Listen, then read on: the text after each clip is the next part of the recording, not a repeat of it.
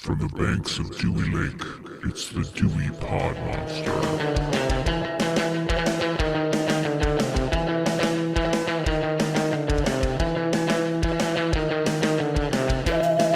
All right, welcome back. My name is John, and this is the Dewey Pod Monster Podcast. This is a weekly podcast about consumption. We are proud members of the You Run Podcast Network. You can find all of our previous episodes at yourunpodcast.com, as well as all the other great shows on the You Run Podcast Network. With me this week is the host of the Dewey Pod Monster Podcast. His name is Sean. And Sean, you know, I got to tell you, I'm pretty, but I ain't as pretty as a couple of half fucked it up. Never mind. Really? How are you doing? You must have thought it was White Boy Day. Apparently, we both like Gary Oldman. Anyway, Sean, it's only been a couple days since we've chatted last. I don't know if you've had a chance to watch much of anything. Did you get a chance to consume things over the last 24 to 72 hours? Something like that. Some amount of time. 96 hours, maybe? I'll go with that. Okay. I have consumed many ice creams from my Ninja Creamy. I'm eating ice cream every day. They're like 220 calories, and it's like 4 grams of carbs. I'm in heaven. I love ice cream. Question for you on that. Yes. What is it, more specifically, how does it work? What does it do? Okay, so let me explain what it is. So, Gather around, kiddos. It's ice cream time. fireside ice cream talk. So, basically, the Ninja Creamy is a machine that's like a blender. So, you get these little tubs, and you can get 16 or 24 ounce tubs, and you fill them with whatever. They have like a recipe book. I've just looked up recipes online for low carb ice cream, and you can make sorbets or milkshakes or regular ice cream or whatever. And you put all your ingredients, you mix them all up, you put them in these tubs, you put them in the freezer, and you let them freeze for an amount of time until they're pretty much solid. I think they suggest 24 hours, but I've gone as few as 6 hours, and my freezer must be cold enough that it's fine. And then what you do is you put it in this little mug, basically. The tub goes in a mug. You put a blade on this lid and it goes on top, and you put it in the machine, and then the blade goes and basically spins and stirs up all this crap. It like grinds up all the frozen material. Yeah. And you can, like, there's a light ice cream setting, there's an ice cream setting. I do the light ice cream setting, and it blends it all up. You do that a couple times. You can put in toppings if you have toppings, like I have 0 sugar chocolate chips or something, right? Or Quest bars that I've chopped up, and I put that in and I hit the mix in thing, and it basically turns it into like a blizzard where you can have it's mixed throughout. So you could do they suggest a thing like an easy one to do is a sorbet, and you can get like a can of pineapple or peaches in syrup or whatever, and you pour that in the thing and you freeze that, and that you run it on the sorbet setting, and it basically grinds it up in ice cream form. So yeah, I mean, I've been eating ice cream every day, still not gaining weight, losing weight actually, which is cool because I've been exercising a lot, and that's kind of the goal of why I've been exercising, other than being a fit, buff guy like I generally am. I want to stay swole, so got to do my... Well, you do make The Rock look like a complete bitch, so I mean, that's a good thing. Yeah, so that's what I've been consuming, like literally consuming. But I did get a chance to watch a couple things, and they're both, well, one of them is a favorite of mine that I watched a few years ago, and I decided to watch it again this week, and it's called Z Channel, A Magnificent Obsession. It's on Amazon Prime, I know that for sure. And it's basically a documentary about this channel that was available in like the Los Angeles area called Z Channel. And it was a competitor to think something like HBO or Showtime, Cinemax, Movie Channel in the early 80s. And what they would do is they would form the guy. It was basically about the guy. What is his name? It was really stupid. His wife and his name, his second wife and his name rhymed. And it was Derry. Her name was Derry and his name was Jerry and Derry. But anyways, Jerry he was the program manager, and I can't remember his last name, and I just watched this, so that tells you something. But anyways, Baller. he would form these relationships with the different studios in the early days of cable television, or I guess movie channels, and he would get the rights to the movies either from the filmmakers. He got really close with a lot of filmmakers and would show basically special cuts of the movies, or maybe the director's cut. It was where the director's cut, quote unquote, originated. Was the studio would release a cut of a movie to the theater, and there would be like a different cut that existed that the filmmaker wanted to show but was too long to show in the theater. That's the studios deemed it too long. So if you've ever heard of the movie Heaven's Gate, which is like a Western, or Once Upon a Time in America, they would actually revive these movies on the channel, and they would have this guide, like a program guide that was basically like a TV guide just for their channel, a magazine, and it would like go into the backstory of the director or maybe the movie or the actor in the movies. There was a case where the movie's called Salvador. James Woods is in it. He plays a photographer in some South American country with the Civil War. And the movie was critically acclaimed, but it bombed, like it didn't do well in the box office.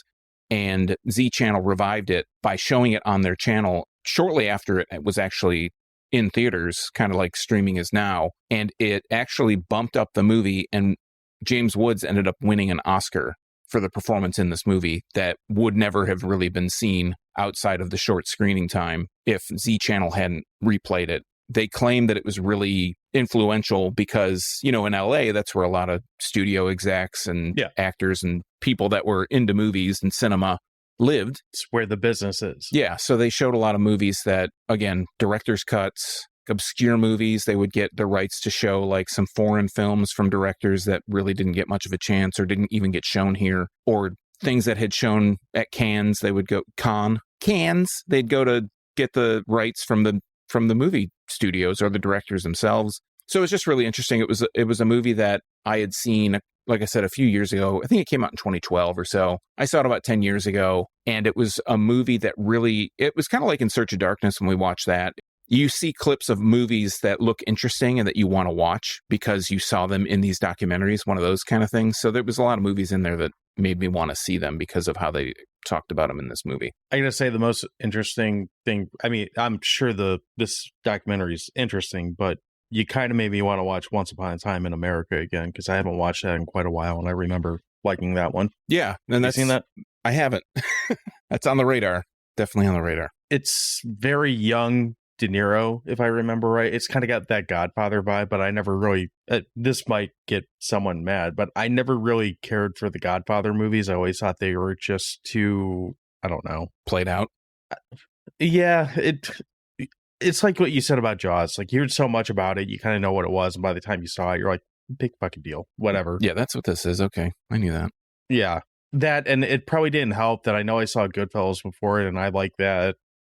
I mean, you know this, but for those who don't, Goodfellas is one of my all-around favorite movies, so dramatically better, and then, I don't know, it just never quite played up for me. But I remember liking him in Once Upon a Time in America as a early De Niro mob movie type thing. Yeah, and that movie's basically about an Italian family that immigrates to the United States, and part of the family, like, goes legit, for lack of a better term, wants to live the American dream, and part, like, the De Niro character becomes part of the If I remember right, yes, but it's been at least 20 years since I've watched and that I've never movie. seen it, so take that for what it's worth. Right. Yeah, so that was I really enjoyed that. Other than that, literally today, I just watched a documentary, I guess, called Heavy Metal Picnic, and that is kind of like a spiritual successor to Heavy Metal Parking Lot.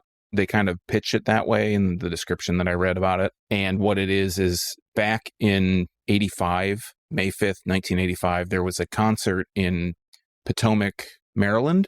I always want to say Potomac because that's the way that it's like phonetically written out. So I'm like, oh, Potomac. No, that's Potomac. See, I almost said it again. And they held this like 2-day concert. They wanted it to rival Woodstock. And it was just some local bands and a couple guys that were renting a farmhouse. And it was on like this big, I think it was a 25-acre farm surrounded, landlocked essentially by another 100 acres, but there were subdivisions and stuff. So it kind of got some news coverage at the time. And this documentary showed a lot of the footage. It was basically in 1985, a guy had a camcorder, and which was kind of unheard of at the time.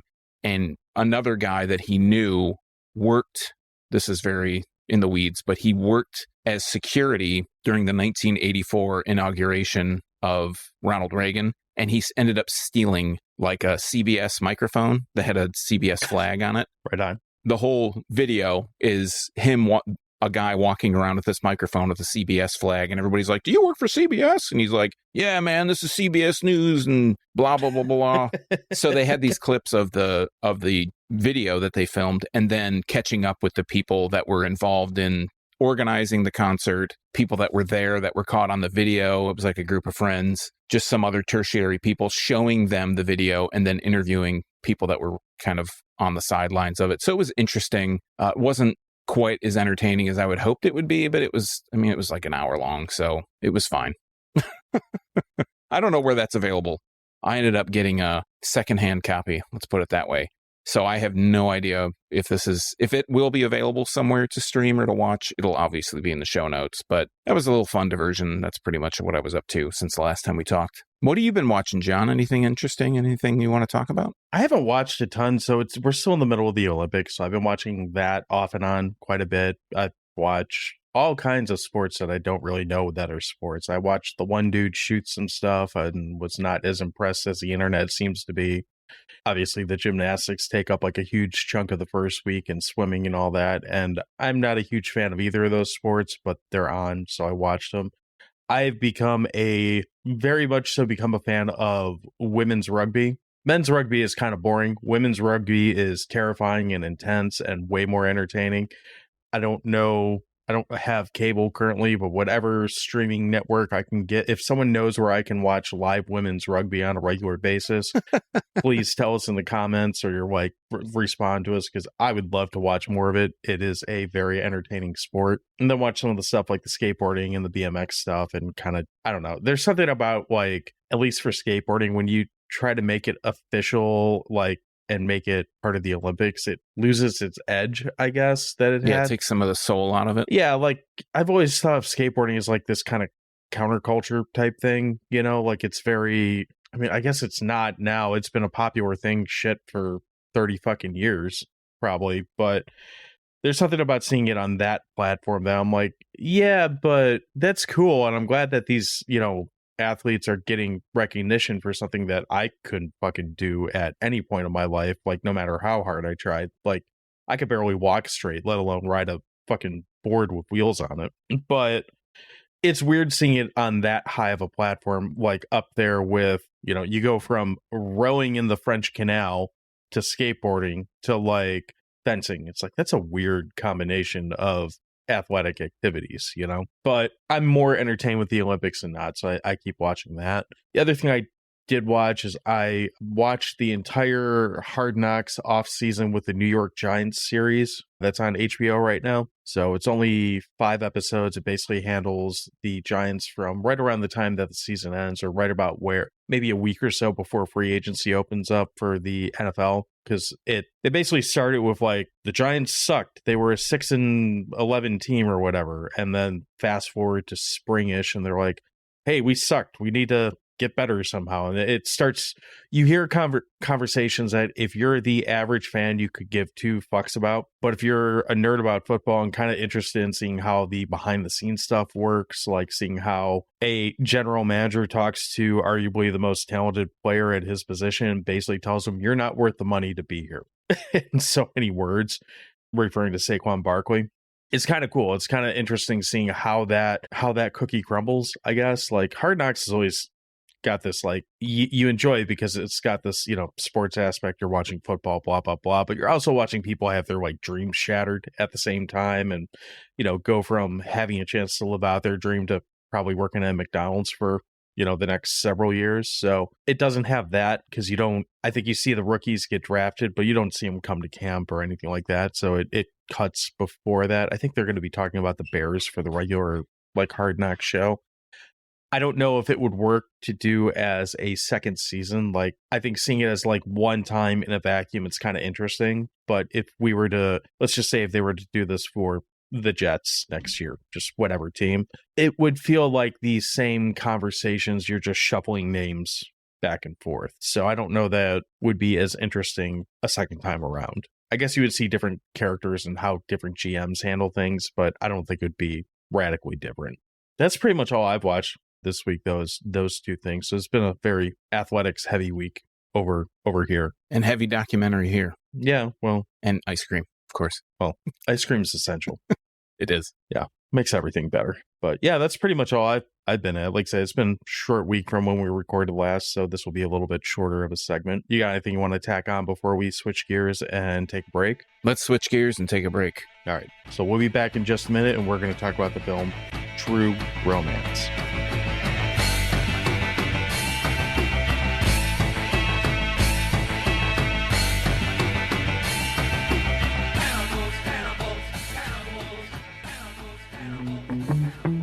Hey everyone, I want to take a second to talk to you about the Horror Friendly Podcast. The Horror Friendly Podcast is a film review and analysis podcast that talks to you about old movies, new movies, and a lot of stuff in between.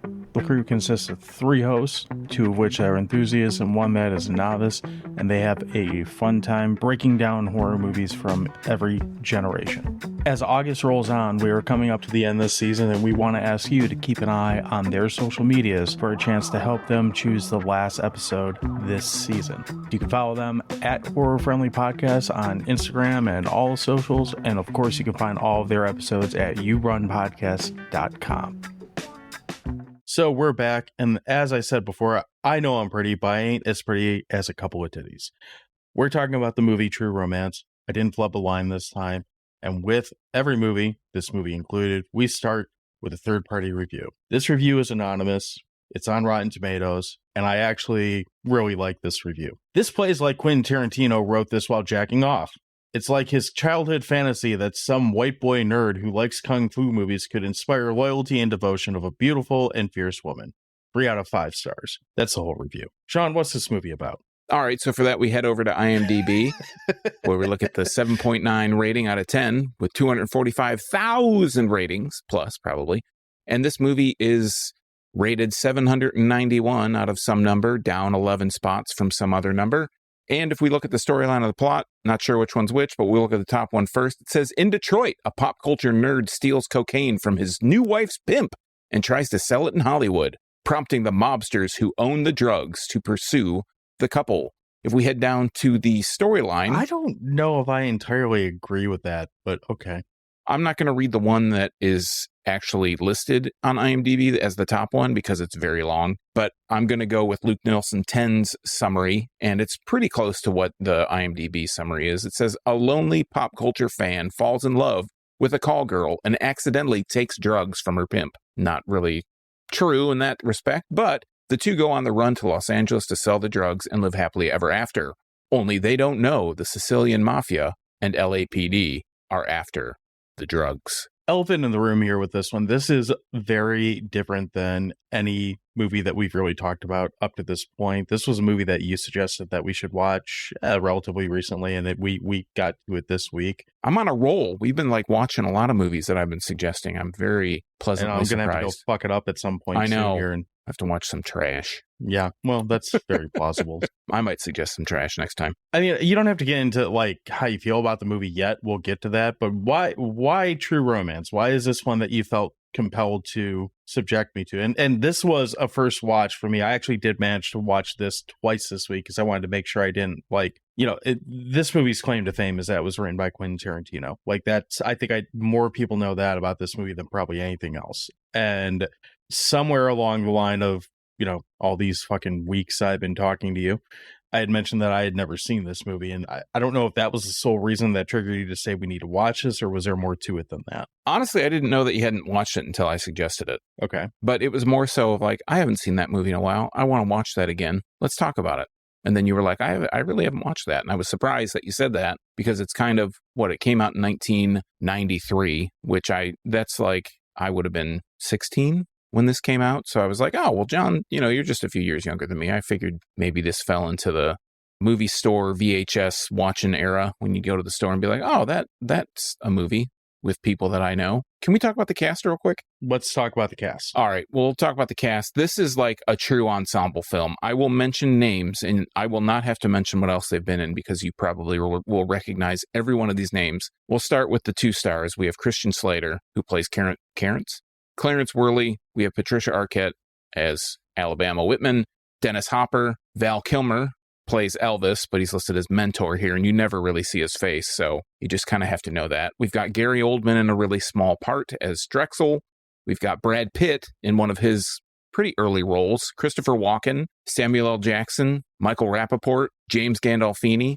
We've got Bronson Pinchot. I mean, that's probably one of the lesser names in that list. We've got Chris Penn, Sean Penn's brother, and we've got Tom Sizemore. And as both of those 2 actors are in kind of small roles. And there are even more people in here that you wouldn't necessarily recognize the name, but when you see the actor or the character, you recognize the face and would say, oh yeah, I know that guy. Most of the people that you just rattled off to, whether they're huge mega stars and this was something they did when they were getting started, or whether this is kind of their, like, you know, more their apex of their career, arguably, they're pretty memorable in this. I'll give this movie credit for that. Like, the majority of the characters, whether it's a big role, a small role, or, you know, somewhere in between there, the performances in this movie do stand out generally as pretty good. Like, we watch a lot of movies where they're bad, but we're entertained by the badness of it, and performance, quite frankly, falls into that quite a bit. I can't think of a movie that, or a actor that isn't like giving 100% of a performance in this movie. Yeah, there's one last person I wanted to mention that I looked up and I kind of mentioned to you before. There's a character later in the movie, Boris, who's a bodyguard, and that's played by Eric Allen Kramer. And you might not recognize the name, but when you see his face, you will totally recognize him. He was in Robin Hood Men in Tights as Little John.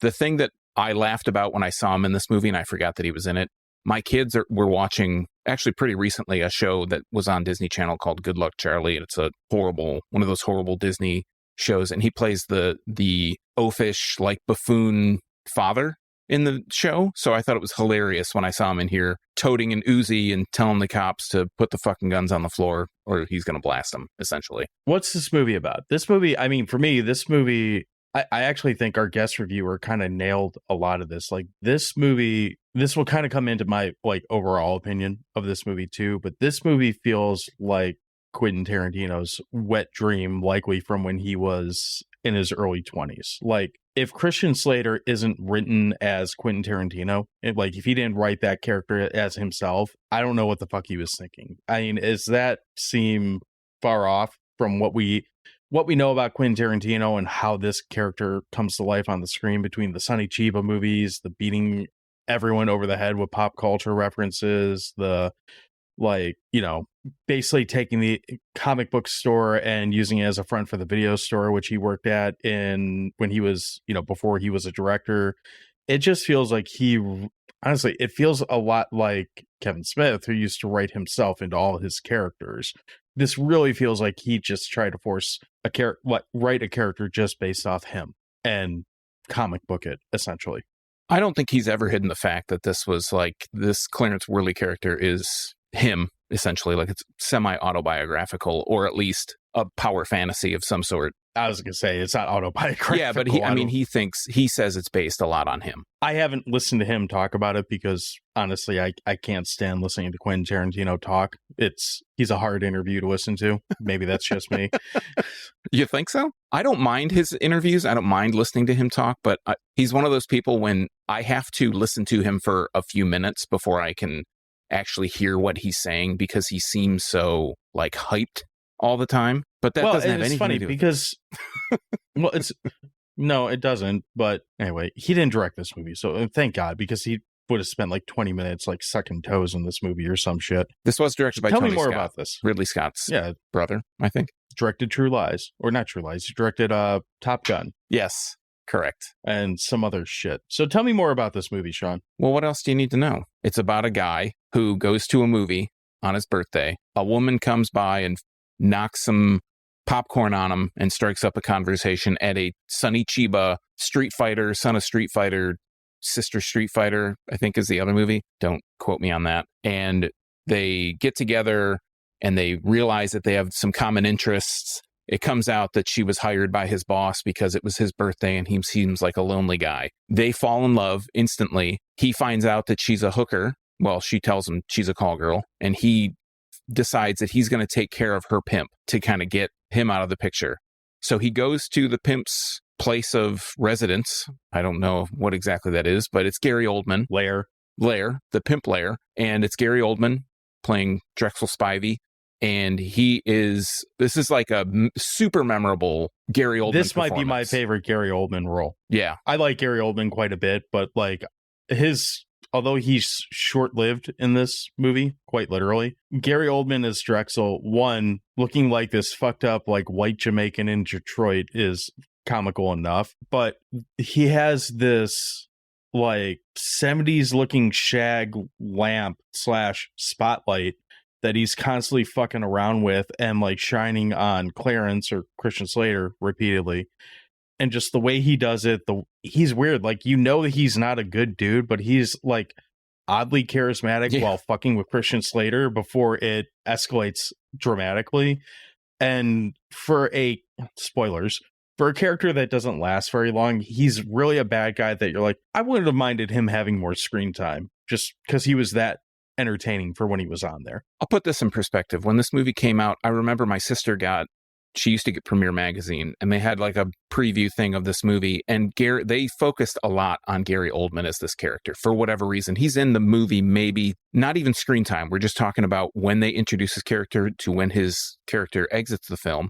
He is it's like a 10 to 15 minute span of time, and he steals. Yeah, I'd say he probably has 5 minutes of screen time. If that. He probably has like 3 or 4 minutes, and he steals every scene that he's in. But so anyways, Clarence goes, Christian Slater goes, takes care of this pimp problem, and he takes Alabama's luggage, what he thinks to be her luggage, and takes it back to his apartment, and they find out that it's basically a suitcase full of cocaine. The cocaine belongs to Christian Slater, belongs to Christopher Walken's character. He is a mobster. He's a Sicilian. Clarence takes his suitcase, all his stuff, to his dad to find out if they know his dad is Dennis Hopper, and if he has any kind of connections with the police that can tell if they suspect that Clarence is in on this murder of this pimp. He didn't take the cocaine to him. He just went to his dad. No, he didn't take it to Hopper. him, but he had it with him because he had all his belongings in the car. He doesn't bring up the cocaine to Dennis Hopper. He just brings up the murder to Dennis Hopper. Correct. Yeah, he doesn't allude that there's anything amiss other than he killed this guy.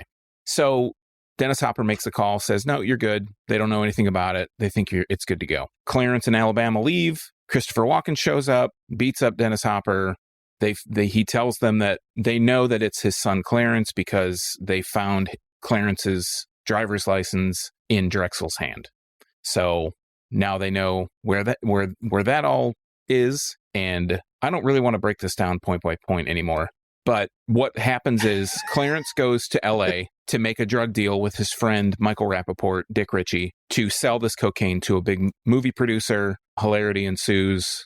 The drug deal goes wrong. The mob, the police catches up, and Clarence all get involved in this Mexican standoff at the end of the movie. And that's as far as I really want to talk about the actual plot points of this movie. So some other things I did like about this movie. I like that this is Christopher Walken in his era where Christopher Walken is, I have a small head and an exaggeratedly large suit on at all times.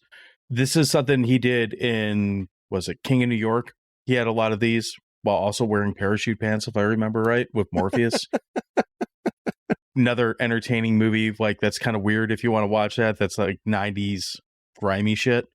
Several other movies where I don't know who was advising him to dress this way in the early 90s, but these suits that Christopher Walken was wearing at this point in time, and this isn't the only, like I said, the only place where you can see it, are comically oversized for how small of a human being like his frame is. Am I the only one who sees that? No, and his hair doesn't do him any favors, like how big his hair is in this, or in that era. Yeah, he looks like he looks like a kid who hasn't grown into himself yet, but put his dad's suit on for some reason.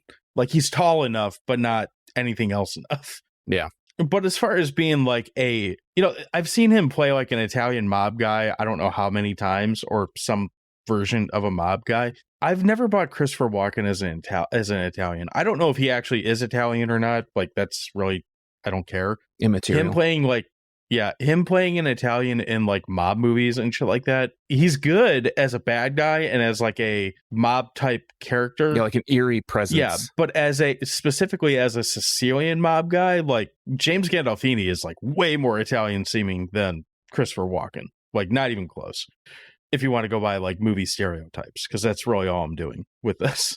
I also really like Dennis Hopper in this movie for the most part, except for when he gets all creepy and like shoves his tongue down Alabama's throat. That kind of, well, he doesn't go quite that far. He doesn't stick his tongue down her throat, but it's definitely on the mouth kissing. It's more kissing than you should be doing to your son's wife, I would think. Yeah, but, I mean, my dad did it to my wife. It's fine. Okay. I'm kidding. Whatever works in your family. So we're an open family like that. Gross. Anyway, I really like Dennis. Like I said, I watched this twice, and the first time I watched this, I was like, okay, Dennis Hopper. I have really like hot cold opinions on him in movies. Like he's either really good or really like Land of the Dead, where it's like, really, that's what you're doing with your career? Okay. Really good like King Koopa, or really not good like King Koopa. Oh, wait, what? You nailed it. The second time I watched it, I was like, oh, this character is really well written. He's playing this character really fucking well. And then he has to go do that fucking kissing shit. I'm like, well, I mean, to be fair, she's into it too. It's not like he's doing it against her will. yeah, that doesn't make it better. Well, it's not his fault. Takes two to tango. I mean, she's giving it just as much as he's taking it. I don't know if I agree with this statement. What are some of the things Watch you the like about footage. this movie? I just think it's really paced well. This is a movie for me that I sat down. This is a 2-hour movie. I think it's at 1:59 officially. And it is paced extremely well, in my opinion. I feel like it moves. Yeah, the first 5 minutes, Quentin Tarantino to the max. Like it's Quentin Tarantino turned to 11. You can tell it's got all those pop culture references. Like you said, it's got the comic store instead of the video store where Tarantino famously like got his start, I guess. All the people that he hung out with, all these movie aficionados and everything. And it's very well represented with like the Sonny Chiba stuff, with the, I don't know so much about the Elvis piece of it, but it's Quentin Tarantino to the max. Like this has all, I like Quentin Tarantino, as I've mentioned earlier. I can listen to his interviews. You can't. I can. I like most of his movies. I like his films. I just don't like his interviews. You just don't like him as a character, like a human character, I guess. But this has all the trademarks of Quentin Tarantino. It's got the dialogue, it's got the whole pussy eating conversation between Gary Oldman and Samuel L. Jackson. Dennis Hopper's talk about the Sicilians. If we talk even about the assistant, who's like, do I look like a beautiful blonde with big tits and an ass that tastes like French vanilla ice cream? That's like right out of the Quentin Tarantino playbook, So it's got all those trademark kind of sequences or dialogue kind of passages that he would have. I don't know. I think Rosanna Arquette is adorable in this movie. This is like big time movie crush for me, was her as Alabama Whitman in this movie, even with goofy teeth and all. That adds to the charm. The way that her teeth are, great. That's presses some buttons for me. Okay, I don't know why. So, anyways, that, and then I just think that it's got great action scenes. So you like English chicks, huh? Sure. Great action scenes, great fight scenes, just, I think it's got, for me, this movie has it all. It's like a crime thriller, a romantic crime thriller. I'm not so much into the romance part of it, but some of it does it have plot holes? Yes. Is it totally bulletproof? No, absolutely not. But I just think it has enough qualities with all the things that I've mentioned without getting into like super specifics other than the dialogue stuff, that it just has a lot of elements that I like in film. And I think for me, when this came out, I don't think I saw it in 93, but like I said, it was kind of on my radar because of that Premiere magazine issue that I read, that basically as soon as I could either rent this on DVD or probably VHS at the time. I don't think DVDs in 94 wouldn't have been a thing. Something I was looking forward to, and this really formed my opinion of basically what I like about films is all kind of wrapped up in this movie, especially for me at that age. It was a very like formidable experience, or a very influential movie for me. Okay. I'm going to kind of sway that into kind of how I took this movie, and this is mostly admittedly because I'm watching this for the first time in 2024. I think if I had watched this quite a few years ago, probably anything more than 10 years ago, I would have a different opinion. This is where John tears it down. I'm not really going to tear it down because I don't think it needs to be torn down. Like, the best way I can say this, like, this is a pretty good film. My issue with it is that at this point, we've seen this shtick so much, like the Tarantino. This basically feels like Quentin Tarantino and Kevin Smith like got together and made a. Kevin Smith said I wanted to make like a rom-com, and Tarantino said I want to make a Tarantino movie. And somehow, if you smash the two together, this is kind of what you would get. You'd get a lot of pop culture references, a lot of like crude adult, like you said, the ice cream titty thing, whatever the fuck you said, I don't remember now. The ice cream titty thing. Yeah, whatever. It's got a lot of stuff that just having watched, having lived through that 90s era of this kind of independent filmmaking, having seen it rehashed countless times and whatnot, I know it's not just more of the same, because realistically, this came out right in at like the start of all that type of filmmaking. But seeing it now 30 years later, it just kind of fell flat for me because it's like, yeah, this is good. And I appreciate that this is kind of laying the groundwork for all these movies that I'm feeling like I'm watching again because of it. But it just kind of fell flat because it's like, I feel like I've seen this even though I haven't seen it because it's so oozing Tarantino and that style of filmmaking and really that 90s approach to telling a story in this lens. Does that make sense at all? It does, but can I ask you a question without... I'm not trying to be that guy. No, please do. Be that guy. Well, no, I don't want to be that guy. That's why I'm not trying to be that guy. But you said, kind of felt like a rehash. What are some movies that you felt like that you've seen that were directly influenced by this? Like, I don't think Tarantino, kind of to go back to your point, I don't think Tarantino's ever done, that I can think of off the top of my head, has done like a romantic take on a movie. I mean, generally, his movies are what they are. It's like long exposition, characters talking dialogue, these monologues where they can express this pop culture knowledge or take from, other kinds of cinema. That's kind of QT's thing, but I don't know. We're on a two-letter basis. I call him QT. He calls me, F you. And so I'm just kind of curious to like when you say watching this in 2024 lens, like what movies can you think of? And it doesn't have to, I'm not like looking for specific like scenes, but I'm just curious as to your thoughts on that. On the like comedic side or the dialogue side, the entire Kevin Smith library. Well, the entire Kevin Smith library with the exception of films like Tusk and Clerks 3. Even Clerks 3 to an extent. That kind of storytelling, like the way he's writing, the way the references that he's making, the way that he's progressing the story, a lot of that I feel like would have been influenced by this. Even, not as good, not executed well by any stretch. That's another movie that we've threatened each other with countless times now. But I like that we pretty much each other any, with it too. Yeah, well, on the action side of it or the like crime side, a lot of Long Kiss Goodnight, I don't remember if that came before or after this, but like those That's Gina types Davis, of movies. right? Yeah, it's got Samuel L. Jackson in it Gina too, I Davis. believe. That's like 97, I want to say. That's what I think too. But I'm not looking things up. Right. I'm just going off top of my head. Yep. To a lesser extent, a movie like Fight Club probably had some pull off of this because that Fincher has a little bit of that like Tarantino style when he's trying to do something violent, at least at that point when it's not a horror movie. There's a whole bunch of like after Reservoir Dogs came out, there were a lot of movies that tried to do that like independent, like what did Quentin Tarantino do? How do we make that style of film work? And for sure. I'm sorry that I don't have a ton of examples off the top of my head right now.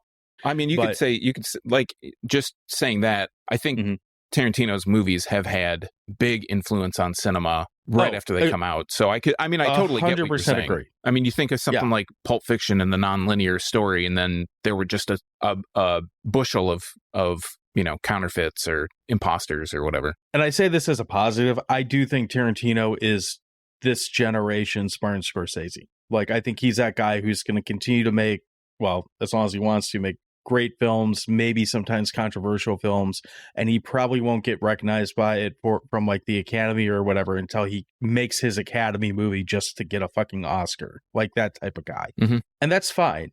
But like I said, the double-edged sword with that is if you have that one film that you go back to 30 years after, it doesn't have the same gravity or impact on it the first time you watch it that it would have if I had seen it, like I said, 20 years ago or whatever. Like now I feel like I've seen this style of filmmaking so many times that this just felt like another one on that pile. Even though this one's done really well, arguably better than a lot of those, at least aspects of it.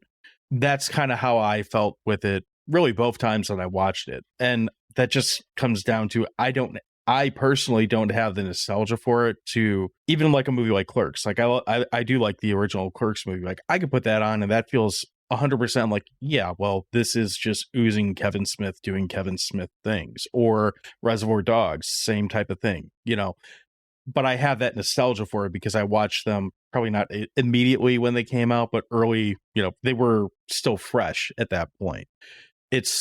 There's something about this movie by going back to it now, years later and seeing it for the first time, that freshness has gone stale for me, I guess. Okay. I mean, you're entitled to your wrong opinions. That's fine.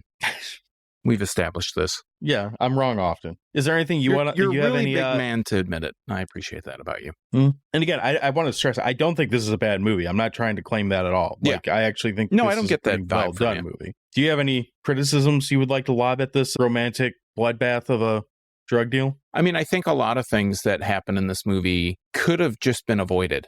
But I think when I think The about, whole you know, I fucking think movie about could this. have been avoided. You're talking about this in 1993, and he's running away from a pimp in Detroit. All he had to do was go to fucking Westland, and he never would have found him. Well, all he had to do was just not go at all. Like there was no Yeah. reason for him to go at all, other Yeah. than to be a macho dude. I do think the movie Criticism. holds up, Oh. even though if you look at it with a 2024 lens, at least there's a lot of movies that you look at and like, oh, well, they could have solved this with a cell phone. They could have done, you know, this, that, and the other. I still Yeah. think it feels fresh. Yeah, could it have obviously been resolved with a cell phone? Probably. But I think it still feels, a lot of the ideas that are in this are still, I think they're still pretty fresh. I don't think I've seen a movie that makes this many leaps, but staying consistent as this does. Like, you know, we leave the Detroit thing. I can always appreciate when, I guess this maybe is a criticism, I can appreciate when a movie takes place in Detroit because Detroit is usually, you know, we've mentioned it before, Action Jackson, a few other movies that we've talked about that take place in Detroit.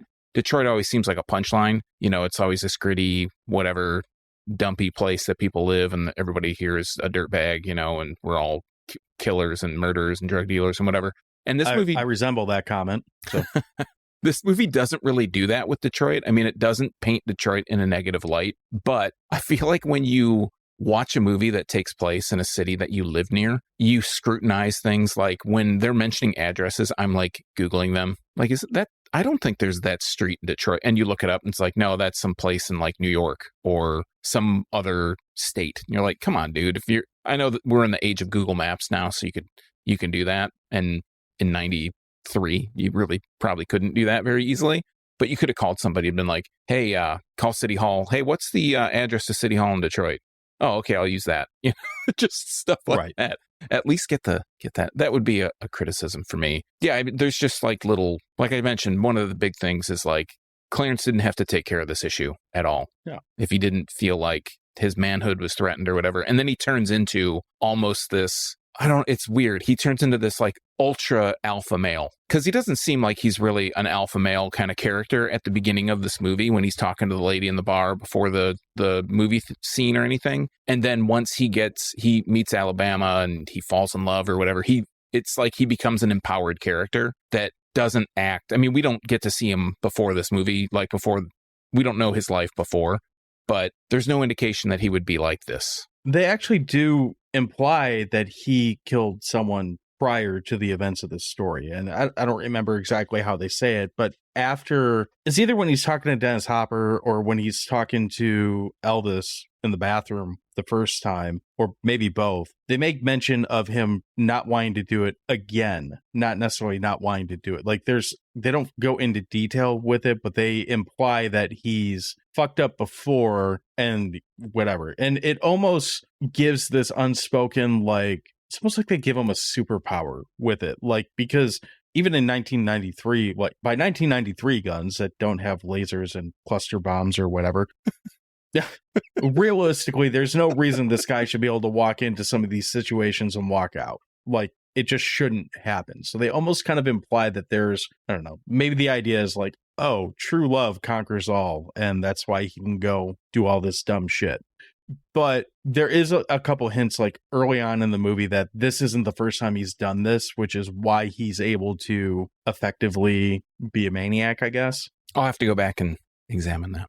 I don't like the argument about the cell phone thing. Like, you're right about that, but I feel like if we were going to put that in every movie that predates cell phones, it basically ruins every movie. So I always feel like that's kind of moot. Yeah, I do too. I'm just, that's commonly like I don't know, seems like a younger person argument. What are all these things that could have been eliminated with the use of a cell phone? It's like, fuck off. Yeah, I mean, that's an argument, but it's a stupid argument. And I mean, I'm sorry, it just is. Like, I'm not saying you're making that argument, but show over. I feel like fuck you.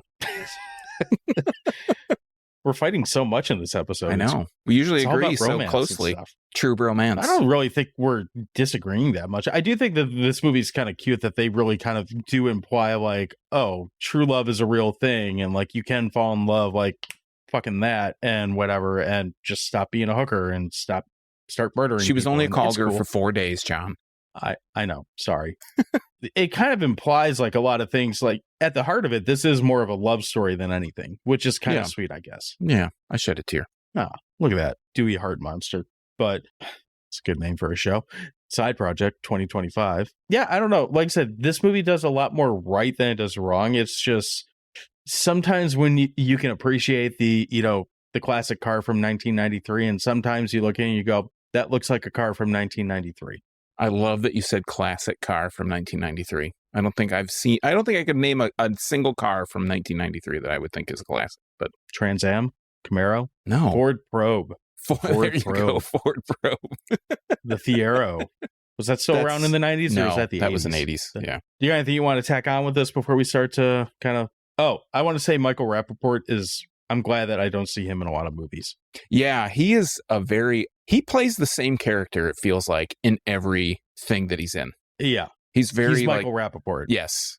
Michael Rappaport as Michael Rappaport in the Michael Rappaport movie. I mean, you can make that same comment about Christopher Walken and Samuel L. Jackson. Or Christian Slater. Or Christian Slater, or maybe even Dennis Hopper, who are all also in this movie.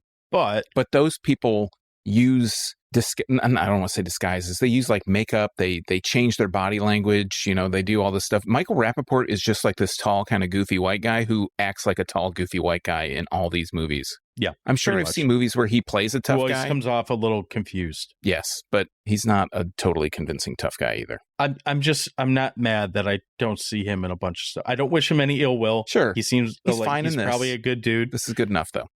Yeah, we will not be talking about anything else Zebrahead you wanna... anytime soon. Yeah.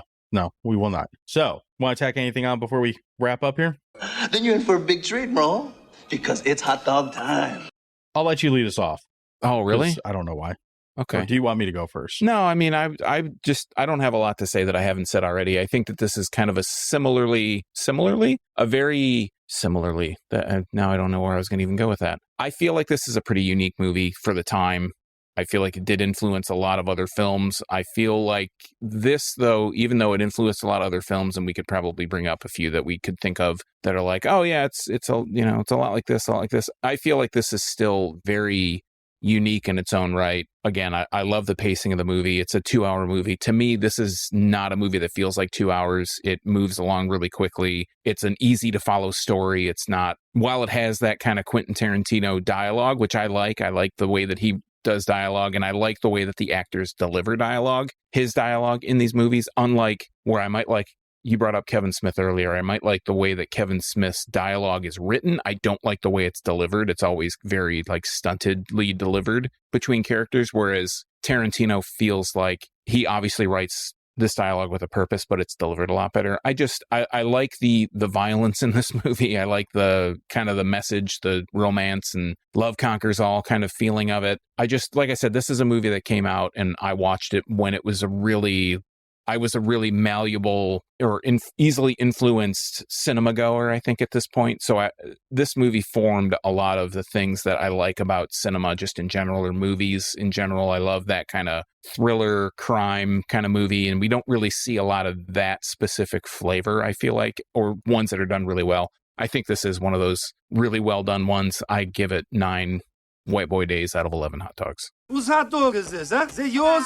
We're going to have to find so many more hot dog drops as we... Every time we find one, it's getting added to the orchestra. I would hope so. The cacophony. This movie's really it is well written, even if it feels kind of dated by Tarantino standards. I agree with you. I like how Tarantino writes dialogue. I actually prefer how he's matured in writing his dialogue. I feel like he's gotten to a point with his more recent movies where his dialogue is more purposeful and less just making film references, so people who know Sonny Chiba is say, oh, Sonny Chiba.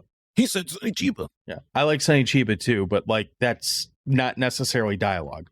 But this movie's got great like I said, every performance in this movie is pretty, even Balky is pretty good in this fucking movie. As I mentioned, Gandolfini, Gary Oldman, Dennis Hopper, these guys give some of the best performances and most memorable performances of their careers, in careers that have huge award-winning titles like Super Mario Brothers under their belts, you know. Although I think this might have been before Super Mario, so maybe he didn't have that yet. I don't remember what year Mario came out. As you mentioned, the violence is all very like 1990s. Think Tarantino, Natural Born Killers. I know that's sort of like a related to this movie somehow. I forget what the how is. But if you like that early 90s, like, oh, we can do that type of shooting stuff in a movie, like this is going to be right up your alley. There's moments that are pretty funny in it. All in all, this is a pretty likable movie. It just, if this is your first watch seeing it, it does kind of feel like it's just one of the pack from that generation for me. It's not bad in any way. Even if you are thinking of it as kind of one of the pack, it's kind of leading that pack in a lot of ways. So that's good.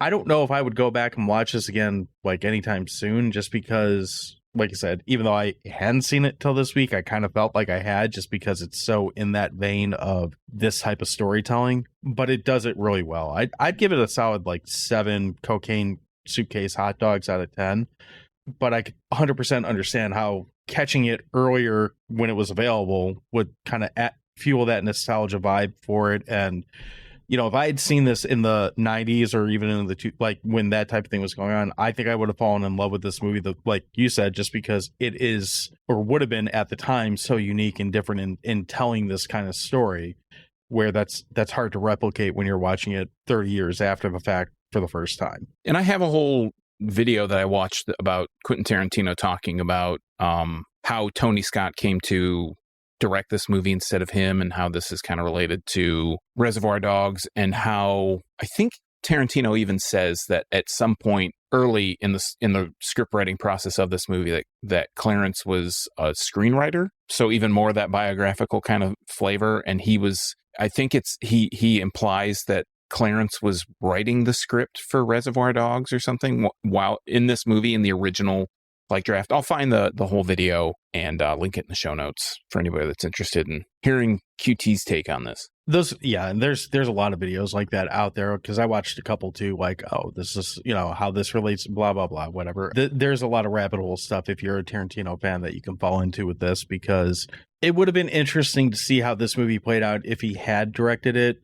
I don't know how radically different. Like I said, I think there would have been quite a few more toe sucking going on or some shit like that, because that's what he does. But it also would have been interesting to see, because he really doesn't have like a love story in his film catalog. At least he doesn't really have like a straight like love story driving the ship of any of his movies. Like it's always something else. Can't think of one at the moment, but I'm sure there's like a romantic like side quest in there somewhere, but not one that sticks out as far as like the main purpose of the story. So seeing him behind like the camera and doing all that would have been a different take. I think it might have made it more memorable for me 30 years after the fact, but I also don't think I would have waited 30 years to watch it had he actually directed it. Yeah, and I think that with Tony Scott, I think he even said like this movie would have been pretty different with Tarantino directing instead of Tony Scott, because Tony Scott changed a lot of the themes, or I think he changed the ending, to make it more of a happy ending. So that means it's time to do question of the week, because we do that sometimes, most of the time. This week's question of the week is kind of based around my opinion of this movie, but I just kind of wrote it a little less thinky. What movie was a movie that you watched that you had raised expectations for, and then it left you somewhat disappointed? And Frank Costanza's advertising this one because he's disappointed. We'll start over on X, because that's what I'm looking at right now. And Boomer responded to this first, and he said, "This might be my answer for every negative question this year. In a Violent Nature, I was expecting a new take on Friday the 13th, and what I got was a violent take on a nature documentary. I feel like that's giving In a Violent Nature too much credit." Yeah, I don't think it wasn't even as good as a nature doc.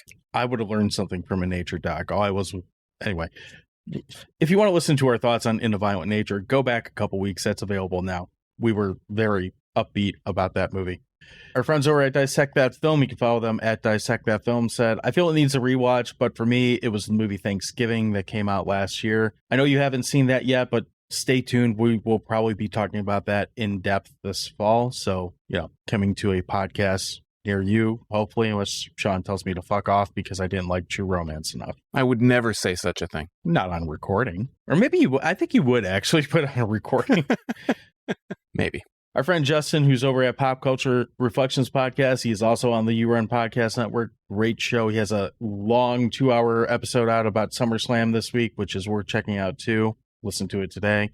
He says the movie Night Swim. I was truly excited to see it, and after doing so, I questioned all the decisions I've ever made in my entire life. What a shit film. I was also looking forward to that movie, and I didn't quite hate it to the point of questioning my entire life, but it was a rough watch. Scott over at You Run Podcast, he's also the founding member and a member of the You Run Podcast Network. Imagine that. He says almost every single fucking movie released this year, but probably Longlegs. I liked it, but it's definitely overhyped. I still haven't seen that, so I can't really commentate on that. Yeah, same. We're going to switch over to Facebook, and on Facebook, our friend Evan mentions the Blair Witch Project. I thought was going to be one of the scariest things I've ever seen, and it ended up having the appeal of a leaking trash bag. Also adds ISS and Heredity they both fooled me as well. I think for Blair Witch, it really depends. For me, like I saw that when it pretty much opening night, and I knew that it wasn't a real it wasn't real. But the marketing behind that was so fierce that when I saw it on opening night with people, I would say 95% of the audience thought it was a real found footage movie. I mean, it is a found footage movie, but they thought it was real footage, and they were genuinely very not put out, but like scared by the movie. So I feel it's like one of those scared by it, where you had to see it in a specific time before it was kind of spoiled. And maybe Evan did see it and he thought it was still garbage. That's valid. I've told my story about Blair Witch on here before, but they still ruined that movie for me by having the cast on Letterman the night before it came out. I was like, what the fuck? I saw all the stuff on Sci-Fi, like when Sci-Fi was actually showing original content, unlike the Sci-Fi stuff we talked about last week. Like they had a whole thing about how it was they had the website and they talked about, it must have been like a news thing or they had a special about it. And it kind of gave away that it wasn't real found footage. I thought it was one of the best marketing campaigns that I've ever seen. Oh, yeah. But you kind of made me feel real stupid about that movie because I think if I remember, you said, what did you think they were just going to sell you some fucking like in the woods snuff film? I was like, well, now that you say it that way, no, I didn't think Did I say that? Yes. Man, I'm pretty cool. Yeah, you called me out on it. I don't remember saying that, but okay. Man, I'll take it. Cool, he says. So we only got one response over on Instagram, and this is from our friend Sam, who is at Feature Creatures DTF, and he said, Godzilla 2014. It ended up being about army dorks with marital problems with a lizard in the background. I think that's the first one with Kick-Ass. I was going to say that's Aaron Johnson Jones or whatever his name is. And Bryan Cranston, right? That was like highly marketed as being Bryan Cranston, and then he dies. And like, spoiler, he dies in like the first 15 minutes or something like that. I thought he was in the one with him.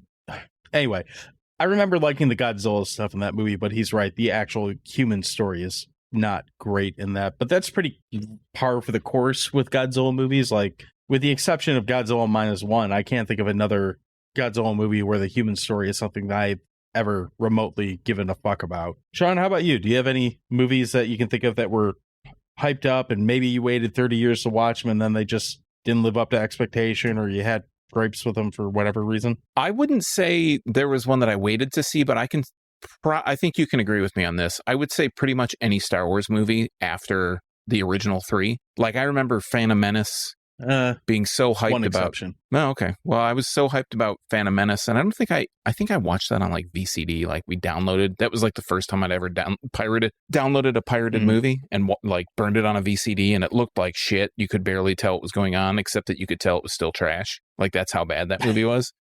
And then pretty much every Star Wars movie, mainline Star Wars movie, I'm not including like Rogue One or any of that stuff, but that's the one I was going to say was the exception. Yeah. I really, really enjoyed Rogue One. I need to go back and watch that again. But like, I like it because it's such a bummer ending. Like, it is for a Disney movie. Perfect movie. Then what's that? I said should be a perfect movie. I love bummer endings. As far as Star Wars movies go, it is a damn near perfect movie in my opinion. Like, but this is not a Star Wars episode. Yeah, I mean, I think the only exception is I didn't buy into the hype of the Force Awakens. Is that episode 6? No, 7. Episode 7, right?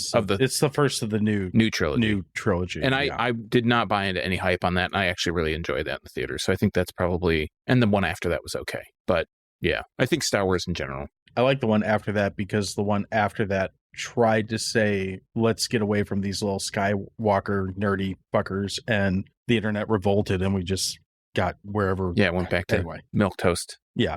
That's another episode. That could be a whole series. Yeah, I mean, if we ever get the gumption or the testicular fortitude to sit through a fucking Star Wars conversation. If we have the foresight to see a May the 4th that lands on a Tuesday, maybe. But it's making Star Wars noises. No, I'm making a sick to my stomach noise. It's fair. Like I said, this movie's not bad, so I don't really think this is one that totally falls under that. But pretty much every Terminator movie after Terminator 2, I would say, would be one that falls into that, and arguably every Predator movie, with the exception of the Robert Rodriguez one, and the original might fall into that also. I like Dark Fate. I might be the minority. I don't think I've seen that one. Is that we talked about this recently. Is that the one with the dragon chick, or is that the one with Linda Hamilton that she came back? Hamilton came back. It was, yeah. God, I can't remember who else was in that. The Terminator was like not a white guy. Like I said, in fairness, I haven't watched the last 2 or 3 Terminators at this point. There's been a couple that I haven't watched yet, but it's well documented on this show that we both like the first 2 Terminator movies, to put it lightly. I don't think anyone would be surprised that I'm a fan, or that I'm assuming you're a fan of Predator, the original movie, but I kind of like 2 better. Do you? Yeah. Okay. That's fair. I've seen the original so much, and I think that's why. Okay. Like I said, I really like the Rodriguez one, but those 2 franchises as a whole, I think it's fair to say that they fall short more often than they hit. May the 4th is a Tuesday in 2027. Oh, cool. We'll probably give up on the show before we fucking get to that. It might be the cause of. Could be. I don't know. I don't think honestly, what can you say about Star Wars that hasn't been said? Do you really want to hear 2 old fucking white nerds complaining about Star Wars? There's enough of that on the internet already. I'm an old white nerd, and I don't think I even want to talk about it. We have so many movies. There's got to be a Fat Guy Goes Nutsoid Again that we can talk about before. There better be something. There should be. Is it about us? Jeez. Yeah. Well, we'll see. If we keep with this low carb ice cream, we might not live to that. Formerly Fat Guy Goes Healthy. That doesn't sound nearly as entertaining. Fat Guy Gets Clogged Arteries. Yeah, sure. If you want us to produce a movie called Fat Guy Goes Nutsoid Again, or any of the other titles that we just made up on the fly, you can do that. You can send us messages all over the place. You can go to our website, which is crap.town. There's an option for messages on there. You can find us on social media pretty much everywhere at Dewey Podmonster. And of course, you can find all of our old episodes on our site or at yourunpodcast.com. There's other stuff too. Sean, what's some of the other stuff? Well, I was going to say, if you want to answer the question of the week, or have your answer to the question of the week read on this here show, you can go to our social medias. It's at Dewey Podmonster. Thanks again to everybody that is answering the polls, that's giving us feedback. If you want to help the show out, we leave show notes. Sometimes the stuff that we talk about is linked to Amazon. If you click those Amazon links, we get a penny for every $8 zillion that you spend on Amazon by clicking through our links. So that's probably the easiest way to support the show. And review this podcast on a platform of your choosing. If you've reviewed it on a platform of your choosing, go to another one and review us on there, because it helps out the show and helps kind of expose us legally to a wider audience. But if you want to find out more about my Michigan craft beer hijinks, you can find me at youtube.drafttherapy.com or find me on social media at Draft Therapy. That's right. So we're going to continue to expose ourselves, and we will be back next week. Blah, blah, blah, blah.